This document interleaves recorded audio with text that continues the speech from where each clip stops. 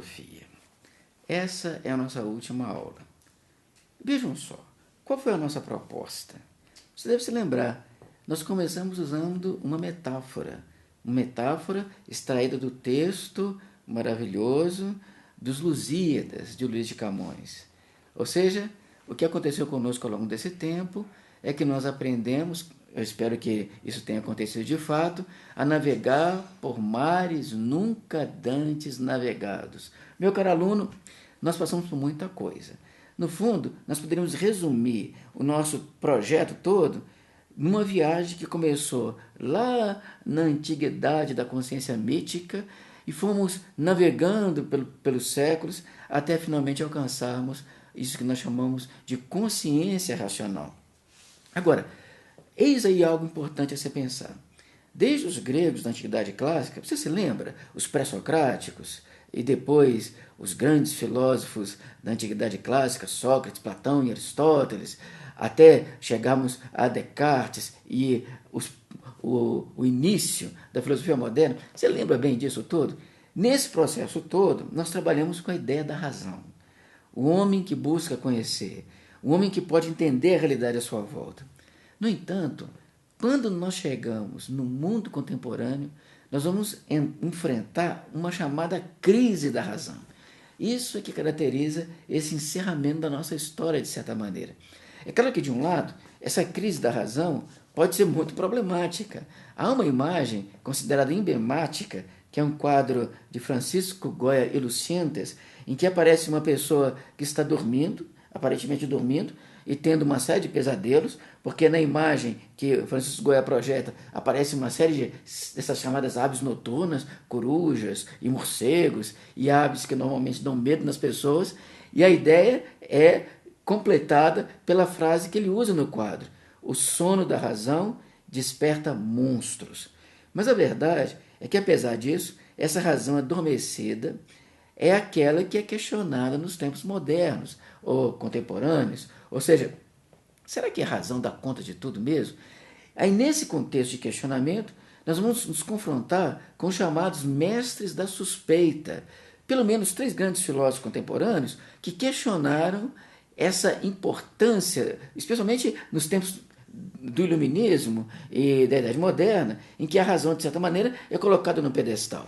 Eu estou me referindo fundamentalmente a Karl Marx. Aí nós voltamos um pouquinho ao pensamento marxista, me referindo um pouco também ao pensamento próprio da psicanálise e ao pensamento de Nietzsche. Esses filósofos, eles vão questionar, por isso são chamados mestres da suspeita, essa razão tão perfeita, tão capaz de entender a tudo em volta, e no caso, só para nos remetermos um pouquinho ao pensamento de René Descartes, até a levantar ideias e teorias a respeito do próprio Deus. Nesse confronto, a conclusão que se chega é que as coisas não são exatamente como se pensava naqueles tempos antigos.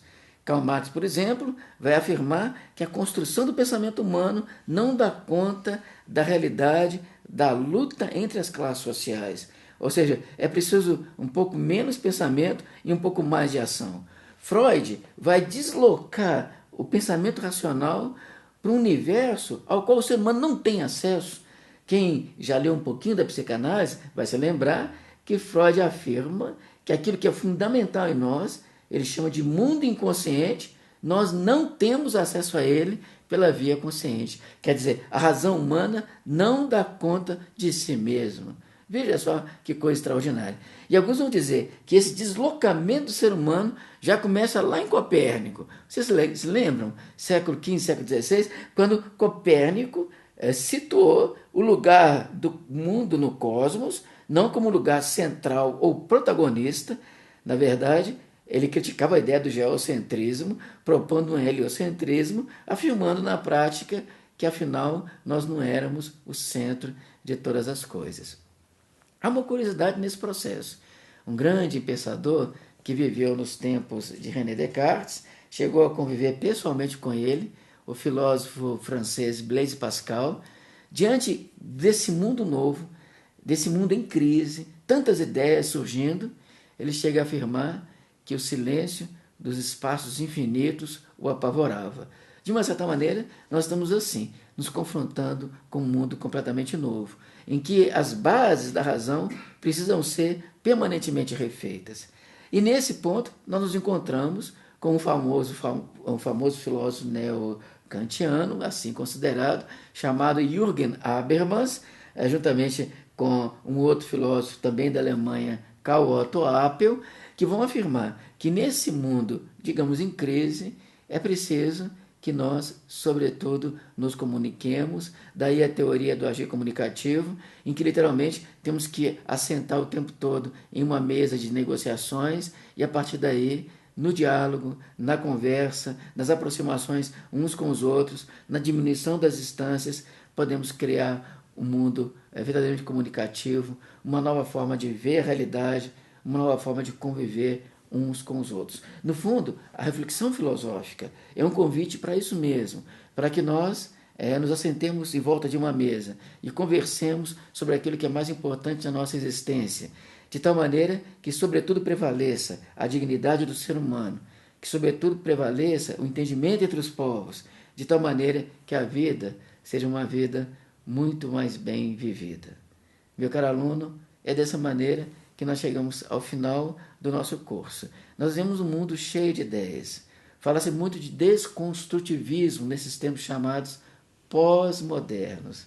Mas, enfim, é apenas um sinal de que nós estamos vivos e ativos, querendo construir o novo e que Deus assim nos ajude. Muito obrigado e até uma outra ocasião.